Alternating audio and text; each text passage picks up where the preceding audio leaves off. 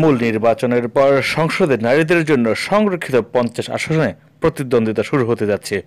রাজনীতিতে সক্রিয় বিভিন্ন পেশাজীবী নারীদের পাশাপাশি আলোচনায় শোবিজের তারকা অভিনেত্রীরা এগিয়ে রয়েছেন রোকেয়া প্রাচী, শমী কায়সার ও অপবিশ্বাস।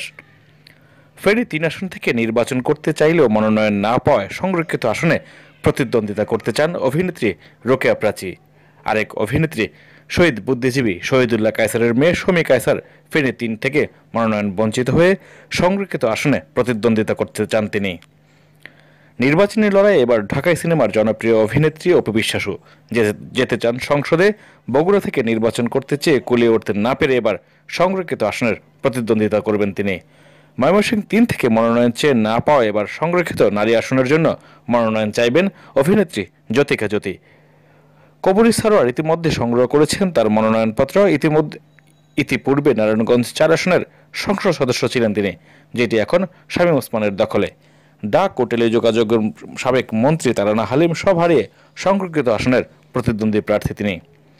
এছাড়া নারী আসনের জন্য মনোনয়ন চাওয়ার তালিকায় রয়েছে অভিনেত্রী ও ব্লাউজ বিশেষজ্ঞ অঞ্জনা এবং অভিনেত্রী তারিন। আমাদের এই ভিডিও ভালো লাগলে শেয়ার করবেন বন্ধুদের সাথে এবং সাবস্ক্রাইব করতে ভুলবেন না, তবেই পাবেন নতুন নতুন ভিডিও।